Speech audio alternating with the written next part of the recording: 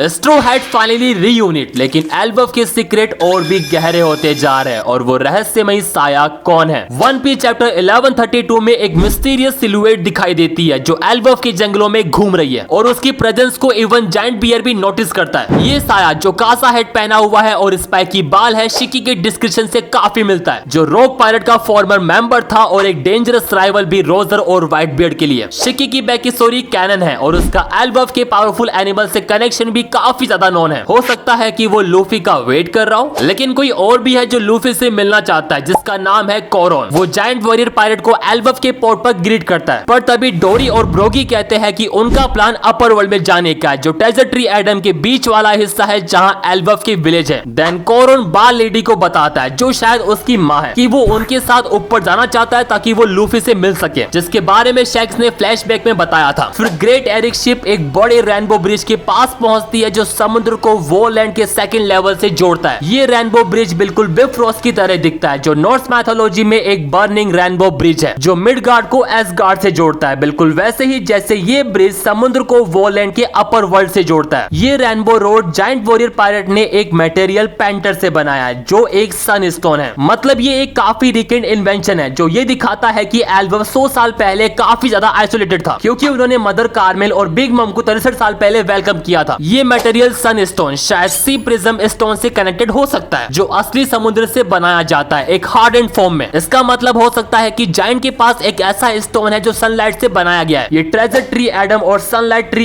Ewe के बीच connection को काफी स्ट्रांगली सपोर्ट करता है। दोनों ट्री काफी बड़े हैं, इससे ये मुमकिन लगता है कि ट्रेजर ट्री एडम खुद भी सनलाइट को अब्सॉर्ब करने में कैपेबल है, जिससे वो लाइट को एक मटेरियल फॉर्म में डिस्ट्रीब्यूट करता है। लेकिन ओशन फ्लोर को रोशनी से भरने के बजाय अपने रूट्स के थ्रू वो कुछ मिनरल्स बनाता है जो सन स्टोन के नाम से जाने जाते हैं। सन स्टोन का इस्तेमाल लाइट ब्रिज बनाने के लिए हो सकता है, जिससे शिप मूव कर सके। अगर सन स्टोन को वेपनाइज किया जाए तो हो सकता है कि इसका इफेक्ट डेविल फ्रूट और हाकी पर हो। रेनबो रोड शायद किसी तरह स्काई आइलैंड के मिल्की रोड से कनेक्टेड हो सकता है, जो शिप को ऊपर उठाता है एक अलग सरफेस बना के, जो समुद्र की तरह काम करता है। और हो सकता है कि इसी रेनबो ब्रिज के दूसरी तरफ जोरो का फर्स्ट अपोनेंट हेमडाल उसका वेट कर रहा हो। नॉर्स मैथोलॉजी में हेमडाल और लोकी एक दूसरे से नफरत करते हैं और रैग्नारोक के टाइम एक दूसरे को मार देते हैं। ये लूफी वर्सेस लोकी और जोरो वर्सेस हेमडाल का मिरर हो सकता है। फिर हमें एक एपिक डबल पेज स्प्रेड दिखाई जाती है, जिसमें great Eric ship rainbow ship पर जा रहा है और हजरुद्दीन का छोटा शिप उनको ग्रीट करने और ज्वाइन करने के लिए आता है। फिर हम वापस आते हैं उस ब्रिज पर जो अंडरवर्ल्ड के ऊपर है, जहां गड और गोल्डबर्ग रोड का पीछा कर रहे थे, जिसे उन्होंने अब खो दिया है। तभी सडनली उन्हें लूफी दिखता है, जो अंडरवर्ल्ड से उछलकर गड के हाथ पर लैंड करता है। एंड गड को ह्यूमंस काफी पसंद है, वो लूफी को क्यूट समझती है। गोल्डबर्ग और गड लूफी से पूछते हैं कि वो अंडरवर्ल्ड में क्या कर रहा था, लेकिन अपने और लोकी के बीच हुए प्रॉमिस और इनकाउंटर को सीक्रेट रखने के लिए लूफी काफी कोशिश करता है झूठ बोलने की, और उसकी रिएक्शन देखकर गोल्डबर्ग को काफी फिक्र होती है। वो सोचता है कि लूफी शायद वहां के जायंट बीस्ट से शॉक हो गया होगा। मतलब सीरियसली, पिछले चैप्टर में जब लूफी अंडरवर्ल्ड में जायंट एनिमल से मिलता है तो वो उनका फ्रेंड बन जाता है, और ये देखकर तो लोकी भी शॉक हो गया था। नॉर्स मैथोलॉजी की तरह लोकी एक ट्रिक स्टार है, उसने लूफी से डील करके उसको ट्रिक किया। चैप्टर 1131 में जब लूफी लोकी से शैंक्स के बारे में पूछता है तो वो कहता है, ये एक ऐसी बात नहीं है जो मैं तुम्हें बता सकूं। आई थिंक उनके बीच ये डील हुई होगी कि अगर लूफी लोकी को फ्री करता है तो लोकी उसे शैंक्स के बारे में बताएगा। लोकी ने किंग हेराल्ड को मार दिया ताकि वो एक लेजेंडरी डेविल फ्रूट पा सके, जो एल्बफ रॉयल फैमिली के थ्रू पास डाउन होता है। लोकी कहता है कि वो सन गॉड है जो दुनिया को अंत तक ले जाएगा, और अगर लोकी एस्केप करता है तो सब कुछ खत्म हो जाएगा। लोकी को लेकर एक पॉपुलर थ्योरी है कि वो सूरत्र हो सकता है, जो नॉर्थ मैथोलॉजी में फायर जायंट है। सूरत्र की score son of gods of the slain के नाम से काफी मशहूर है, और रैग्नारोक में वो इस पूरी दुनिया को आग से जलाने के लिए आता है। पर अगर लोकी सूरत्र नहीं है तो वो क्या प्रोमेथियस है? प्रोमेथियस भी एक ट्रिक स्टार गॉड है जो गॉड से ही आग की चोरी करता था। लोकी का भी ट्रिक स्टार नेचर प्रोमेथियस से मिलता है, और ये कोई कोइंसिडेंस नहीं हो सकता कि प्रोमेथियस ने फायर चुराई थी और लोकी ने भी अपने फादर से डेविल फ्रूट चुराया था। क्या ये डेविल फ्रूट प्रोमेथियस की पावर से कनेक्टेड हो सकता है? और सोचो पेंडोरा के बारे में, जो एल्बफ को जलाने वाली थी। जब पेंडोरा का फायर शांत हुआ तो मदर कार्ले ने उसे सन गॉड के थ्रू क्लेम किया। अगर लोकी भी फायर से कनेक्टेड है तो क्या लूफी जो असली सन गॉड है उसे रोकेगा? लोकी का फायर जायंट होना और हसरुद्दीन का फ्लेम फ्रूट चाहना, ये सब साइन है। हो सकता है कि लोकी ने प्रोमेथियस फ्रूट खा लिया हो और अपनी दुनिया को खत्म करने का प्लान बना रहा हो।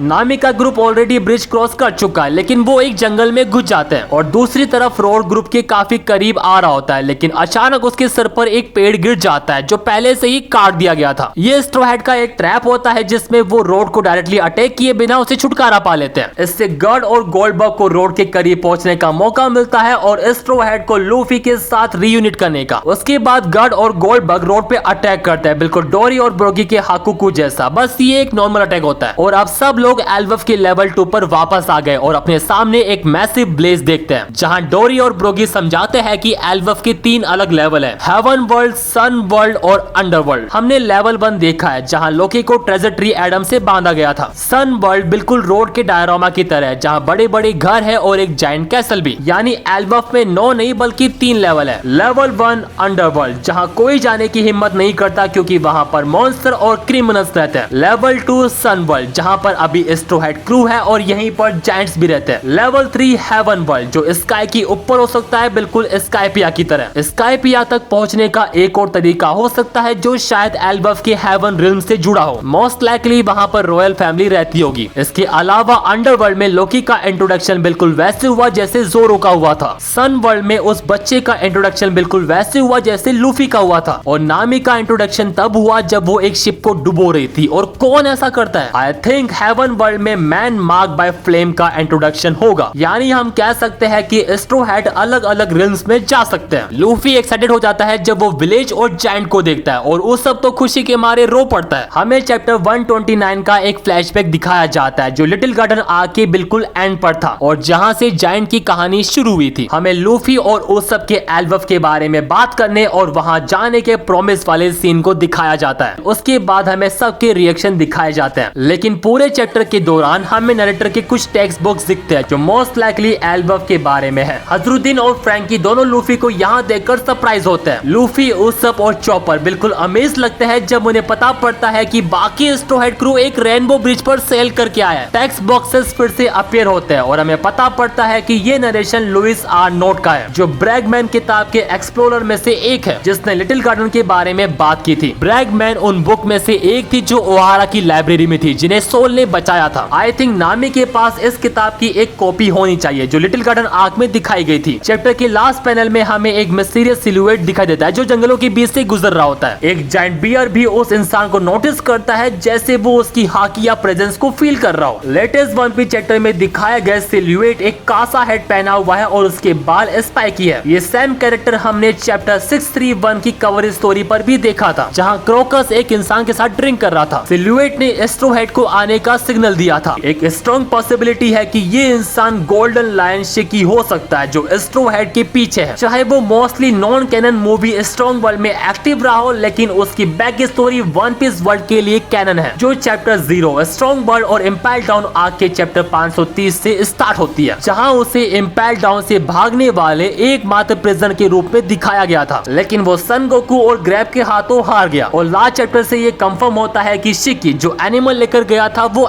एल्वफ से ही थे। एक और पॉपुलर गैस फैंडम है कि ये इंसान स्कोपर गबान हो सकता है जो रोजर के टॉप क्रूमेट्स में से एक था। शायद ये वही लकिंग लीजेंड हो जिसके बारे में ओडा ने 2018 में बताया था। तो हो सकता है कि हम ओडा के प्रॉमिस वाले ग्रेटेस्ट बोर के काफी करीब हो। लुइस आर्नोल्ड अपने नरेशन के लास्ट पैनल में कंक्लूड करते हैं और कहते हैं कि इस लैंड पर ज्यादा देर तक रुको मत। एल्वफ में ये क्या हो रहा है? क्या एल्वफ वाकई में एक इतनी डार्क जगह है या फिर ये कोई डिसीज की ओर इशारा कर रहा है? हमने देखा है कि लोकी के सभी सब कोऑर्डिनेट ने गैस मास्क पहना हुआ था। क्या ये इस वजह से हो सकता है कि उनके आसपास की हवा में कोई डेडली वायरस हो? फिल्म स्ट्रॉन्ग वर्ल्ड में भी हमने देखा था कि शिकी और उसके सब कोऑर्डिनेट ने भी गैस मास्क पहने हुए थे ताकि वो डेडली ड्रफ्ट ग्रीन डिसीज से बच सके, बिल्कुल वैसे ही जैसे लिटिल गार्डन के बाद नामी इस डिसीज से अफेक्ट होती है। तो ये कंफर्म है कि शिकी एल्वफ में ही है।